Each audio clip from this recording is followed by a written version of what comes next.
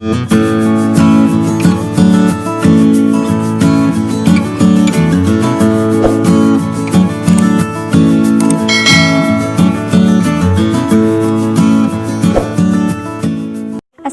warahmatullahi wabarakatuh teman-teman, kembali lagi dengan aku Rahmi Pikaulia.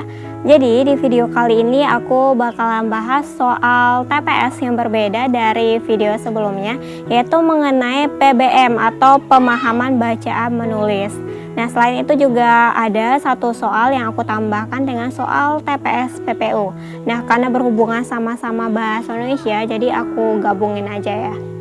Nah, dari tahun ke tahun, masalah yang dirasakan oleh peserta ujian ketika menjawab soal bahasa Indonesia ini adalah sama, yaitu waktu pengerjaan soal bahasa Indonesia ini yang sedikit, sementara mereka mendapatkan soal dengan teks bacaan yang panjang. Dan ada juga sih yang mendapatkan teks bacaannya yang pendek. Nah, selain itu, mereka juga terkendala dengan pemahaman bacaan gitu, jadi mereka itu agak lama untuk memahami bacaan. Nah, maka dari itu di video kali ini aku bakalan membantu teman-teman untuk menyelesaikan masalah tersebut, dan aku udah menyiapin beberapa cara cepatnya sehingga teman-teman dapat dengan mudah menjawab dan memahami soal PBM dan soal PPU. Nah, sebelum aku bakal bahas soalnya, bagi teman-teman yang belum subscribe, silahkan subscribe terlebih dahulu dengan menekan tombol merah yang ada di bawah supaya teman-teman tidak akan ketinggalan informasi update terbaru dari aku. Nah, untuk soal PK itu aku juga dapat FR bahwa untuk soal perbandingan itu juga masuk di UTBK tahun ini. Untuk materinya udah pernah aku bahas di video sebelumnya, untuk linknya aku bakal letakin di description box. Oke, langsung kita jawab untuk soal nomor 1. Nah, untuk soal-soal yang bakal aku bahas ini merupakan soal-soal terupdate sesuai dengan kisi-kisi dan juga AFR. Nah, sekarang kita langsung baca soal. Seperti biasa, soal bahasa Indonesia itu harus kita baca terlebih dahulu soalnya. Oke, untuk soal nomor 1, manakah kalimat yang tepat untuk menutup teks tersebut? Nah, untuk menutup teks itu teman-teman cukup baca kalimat pertama dan kalimat sebelum titik-titik. Nah, kita baca kalimat pertamanya. Berita yang dilansir antara bulan lalu dengan tajuk Bahasa Indonesia berpeluang jadi bahasa kedua ASEAN memberikan satu harapan besar bagi Indonesia untuk berbicara di kancah internasional. Oke, ini untuk kalimat pertama. Kita lihat kalimat sebelum titik-titiknya. Sebagian warga cukup camp di Kamboja, Laos, Vietnam mengerti bahasa Melayu yang menjadi induk bahasa Indonesia. Kita baca choice-nya. Untuk yang A, untuk itu kita perlu menggalakkan penyebaran kamus bahasa Indonesia agar memudahkan orang asing. Nah, ini aku langsung enggak ya teman-teman, karena yang A ini kata dia membuat kamus gitu. Nah, untuk bahasa Indonesia ini hanya untuk ASEAN, bukan untuk dunia. Jadi untuk apa kita buat kamus? Nah, selain itu daerah beberapa negara di ASEAN itu udah bisa berbahasa Indonesia, jadi nggak perlu lagi kamus. Itu percuma aja bikin kamus. Nah, yang A itu jadinya enggak ya. Yang B, dengan demikian jelaslah bahasa Indonesia menjadi bahasa yang diidamkan di kawasan ASEAN. Nah, bahasa Indonesia itu enggak diidamkan, tapi negara lain itu mengerti dengan bahasa ini. Enggak mengidamkan ya. Misal nih, teman-teman bisa bahasa Inggris, bukan berarti teman-teman mengidamkan bahasa Inggris kan gitu. Di yang B enggak. Yang C, oleh karena itu bangsa Indonesia harus dapat menggunakan bahasa Indonesia dengan baik dan benar. Oke, yang C kita simpan dulu. Nah, yang D, untuk itu perlu diupayakan agar bahasa Indonesia menjadi bahasa utama ASEAN. Nah, yang D ini enggak ya teman-teman, karena di teks bahasa Indonesia ini masih berpeluang untuk menjadi bahasa kedua, bukan bahasa utama. Jadi kita itu harus mengupayakan untuk peluangnya untuk menjadi bahasa kedua tuh harus jadi, bukan malah berpeluang menjadi bahasa utama ya. Jadi yang D enggak.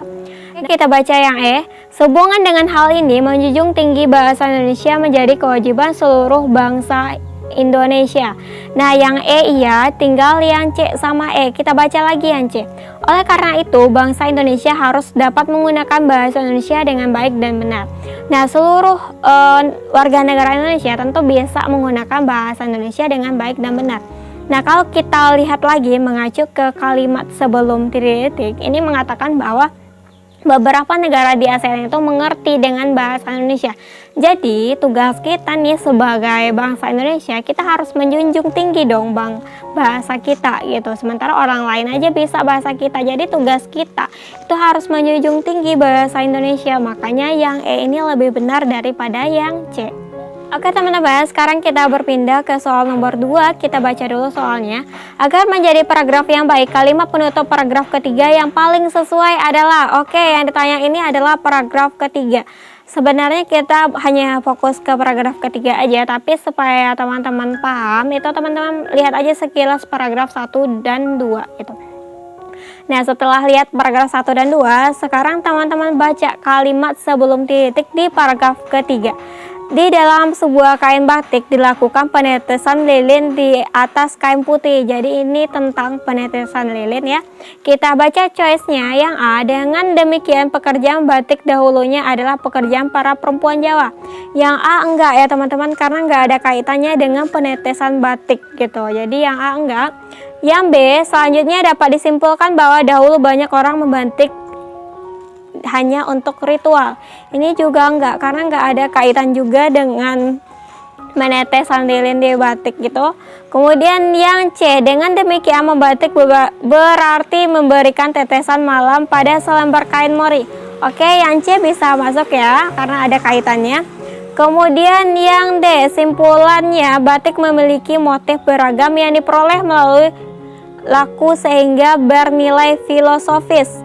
Oke, ini juga nggak ada kaitannya ya. Yang E, dengan begitu batik adalah warisan leluhur yang memiliki kekuatan magis dan perlu ritual khusus. Ini juga enggak, tapi udah jelas nih jawabannya yang C gitu. Oke teman-teman, sekarang kita berpindah ke soal nomor 3. Kita baca dulu soalnya. Kata dinisbahkan dalam kalimat 2 bermakna. Oke, sebenarnya untuk soal nomor 3 ini hampir sama dengan sinonim atau persamaan kata. Nah, untuk melihat persamaan katanya itu kita harus melihat KBBI, tapi karena ujian itu nggak mungkin teman-teman melihat KBBI. Maka dari itu caranya itu adalah teman-teman mencocokkan aja kalimat yang ada di option dengan kalimat yang ada di paragraf gitu. Kalau kita lihat dimaknai itu nggak cocok ya, penyakit tropis dimaknai dengan itu nggak cocok. Kemudian dibandingkan, ini juga nggak cocok karena nggak ada pembandingnya. Kalau ada di kata-kata dibandingkan otomatis harus ada pembandingnya. Kemudian yang C, disamakan, ini nggak cocok ya teman-teman. Penyakit tropis disamakan dengan penyakit ini nggak cocok ya. Kemudian diartikan ini juga nggak, ini definisi gitu, karena di sini nggak definisi. Kemudian dihubungkan, yang E.